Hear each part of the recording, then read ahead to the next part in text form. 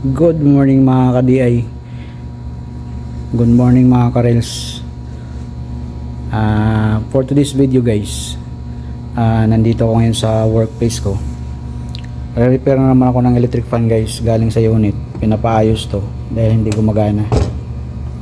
So titestingan natin guys para malaman natin, pa-plug natin. Ayan. So hatakin natin to.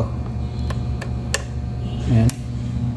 Kung makikita nyo guys, wala, hindi gumagana kahit atak-atakin ko, naka-plug siya. So titingnan ko ngayon guys, babaklasin ko yan. Tune in lang kayo mga ka-DI. One eternity later. So yan guys, tanggalan na natin ng cover nya. Yan mga cover nya. Ito yung itsura nya sa loob. Yan. So may mga tornilyo to guys. Yan. Tanggalin ko to para mabaklas ko tong buo, para makita natin yung yan. Nandito kasi yung thermal fuse niyan eh. So babaklasin ko muna guys. One eternity later. Yan guys, nabuksan ko na. Kung nakikita nyo, madali lang hanapin yung thermal fuse. Yan. Yan yung thermal fuse naka-connect dito yan hanggang dito sa kabilang terminal. So yun yung pinaka thermal fuse ni guys. So yun, titestiran ko ngayon kung gumagana.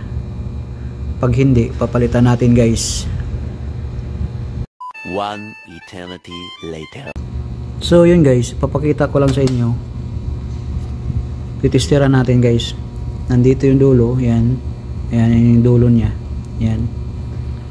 So kung i-short natin to, pumapalo yung tester natin yan.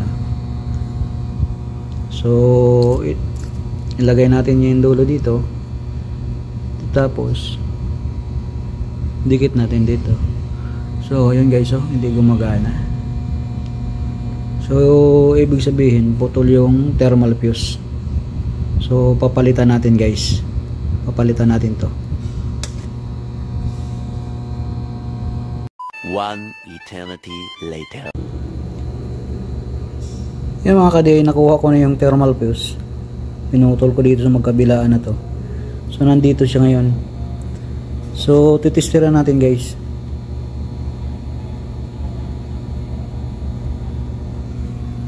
Yan ayaw pumalo. Pero pag i-short natin, ayan, pumapalo siya. So pag ilagay natin dito, yan, hindi siya pumapalo.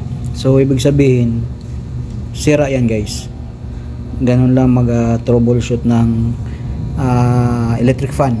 Lahat ng itong thermal fuse na to, makukuha mo dito, makikita mo dito siya.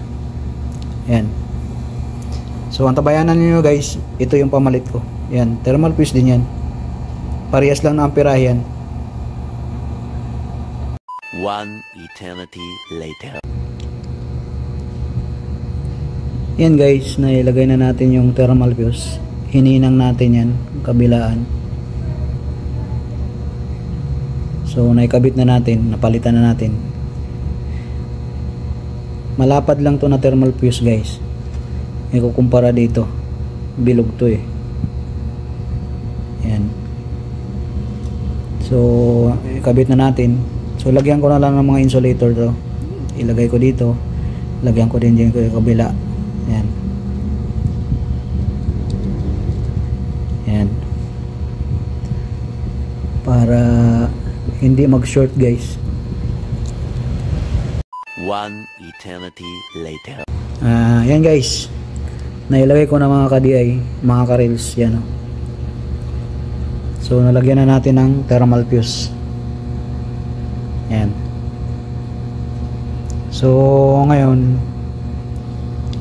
balik ko lang tong pinaka-insulator niya dito, sapin, pinaka-sapin dyan. At talian natin to ulit.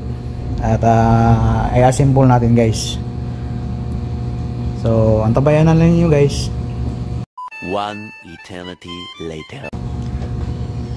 So yun guys, na ano na natin, na lagyan na natin ng cable tie, naayos na natin. So ibalik na lang natin yung pinaka housing ng motor. At itong ano, okay pa naman to. Lagyan lang natin mga langis yan, kabilaan, yung bushing nito para malinisan. So para ma-assemble na natin guys. Medyo masilan lang talaga, kaya kailangan ingatan. Kung magtanggal nito, dapat nakatali. Ito kasi nakatali, kaya hindi ko na tinalian. So yun. So antabayanan lang nyo guys, asimbulin ko ulit. 1 eternity later. So yun guys, na-assemble ko na, naibalik ko na, nakabit ko na yung tornilyo, pero hindi pa lahat. Titistingan lang natin kung umiikot na siya. At ito, nakasaksak na siya guys. Ayan. So hatakin lang natin to. Ayan, hatakin ko ito, tapos titingnan natin yan. Ayan o, hatakin ko Ayan, kung nakikita nyo. So gumana na siya guys. Ayan. Yan. So okay yung nire-repair natin na electric fan. Ang diferensya lang, ang sira is itong thermal fuse. So kayang-kaya din niyo gawin guys. So antabayan niyo guys, ayos ko na lahat yan. Ilagay ko yung LC pati yung casing niya. 1 eternity later. So yun guys, na-assemble na natin at titistingan natin yan guys para makita ninyo kung gumagana na nga. Saksak natin, atakin natin guys. Yan.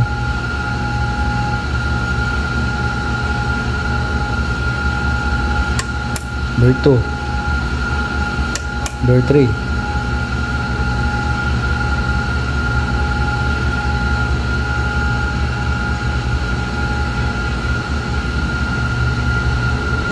So yun guys, gumagana na siya.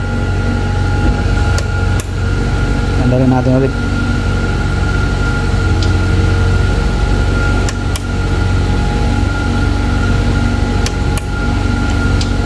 So ganun lang guys, at least gumana yung ginagawa natin.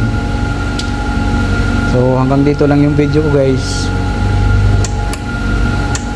Salamat sa panonood na aking video. Ka-DI, lalo na doon sa mga nagka-subscribe na, thank you sa suporta ninyo. At doon sa hindi pa nag-subscribe, paki-subscribe at huwag kalimutan pindutin ang notification bell para updated kayo sa aking mga video guys. So God bless, bye bye.